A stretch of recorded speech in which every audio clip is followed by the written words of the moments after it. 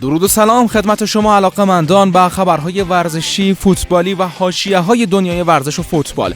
امروز در خدمت شما هستیم با بسته‌های متفاوت از جشن قهرمانی اسپانیا در مادرید تا مراسم معرفه کیلیان امباپه در سانتیاگو برنابئو. پس تا آخر ویدیو با ما همراه باشید، ویدیوی ما را لایک کنید و نظرتان را با ما شریک سازید.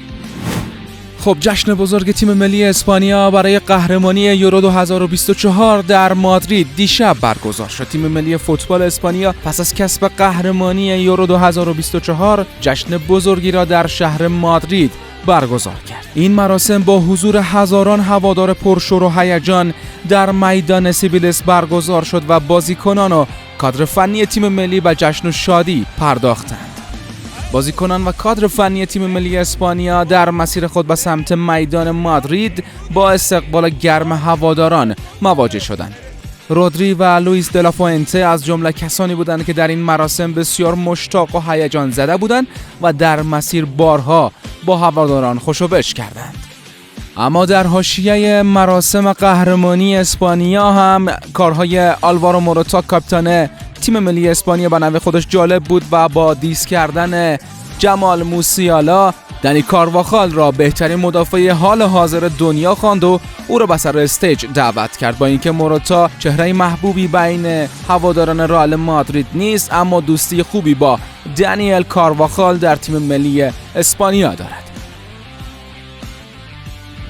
اما بعد از پیوستن مهدی طارمی به اینتر میلان، تیم رسانه‌ای اینتر میلان بیکار نمانده و هر روز ویدیوهای جذاب و جالبی از مهدی طارمی نشر میکنه و باعث شده که اینستاگرام این تیم منفجر شود و بازدیدهای زیادی به دست بیاورد. جالب اینجاست که برای نخستین بار در تاریخ تیم اینتر میلان با زیرنویس فارسی ویدیویی را به نشر رسانده که بین فارسی زبانان و بخصوص ایرانیان بازخورد جالبی داشته و حمایت‌های زیادی انجام دادند، تا جایی که تأثیر طارمی بر اینستاگرام اینتر باعث شده که رشد 190% داشته باشد. بازدیدهای اکانت اینتر در شبکه‌های اجتماعی پس از ورود مهدی طارمی رشد چشمگیری داشته. طبق داده‌های استخراج شده از اکانت اینستاگرامی باشگاه ایتالیایی، آمار بازدید از ویدیوها یا ریلز 190%، تعداد لایک ها 1200% و تعداد کامنت ها 188% پس از ورود مهدی طارمی افزایش داشته که اعداد و ارقام چشمگیری به شمار می رود. خب رسیدیم به روز موعود مادریدی ها. در حالی که تمرینات رئال مادرید از دیروز پیگیری شد، اما در اتفاق خاص امروز قرار است که در ورزشگاه سانتیاگو برنابئو رأس ساعت 13:30 به وقت تهران و ساعت 14:30 به وقت کابل مراسم باشکوه معرفی کیلیان امباپه در ورزشگاه سانتیاگو برنابئو برگزار شود.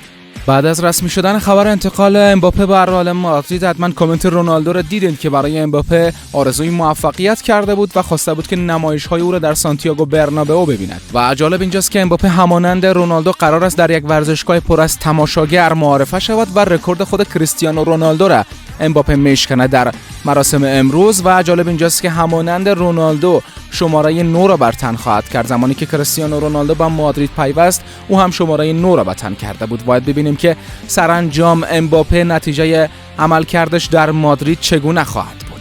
خب جزئیات قرارداد امباپه را خبر دارین، ولی بازم براتون میگم که تا سال 2029 به رئال مادرید پیوسته و به صورت رایگان از PSG آمد، چون که قراردادش تمام شده بود و دستمزد او هم در رئال مادرید 15 تا 20 میلیون یورو به طور خالص خواهد بود. و خبر قابل توجهی است که دستمزدش در پاریس سن ژرمن 72 میلیون بود، ولی قبول کرد به خاطر عشقش به مادرید بین 15 تا 20 میلیون یورو دستمزد بگیرد.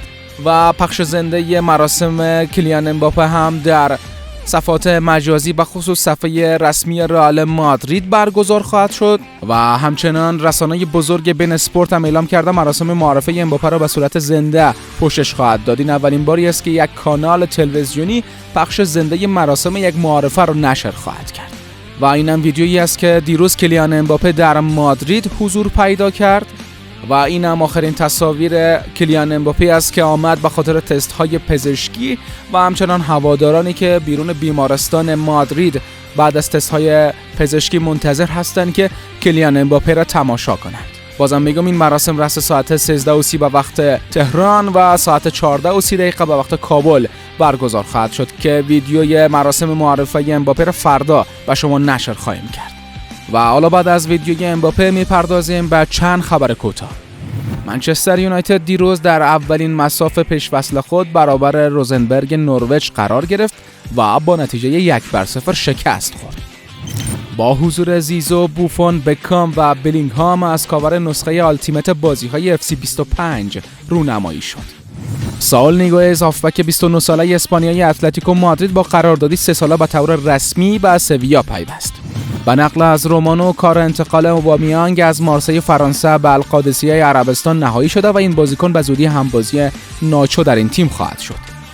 به نقل از رومانو میلان به اتلتیکو مادرید اعلام کرده که بند فسخ قرارداد 13 میلیون یورویی آلوارو موراتا را فعال می‌سازد و او را به مدت 4 سال به خدمت خواهد گرفت.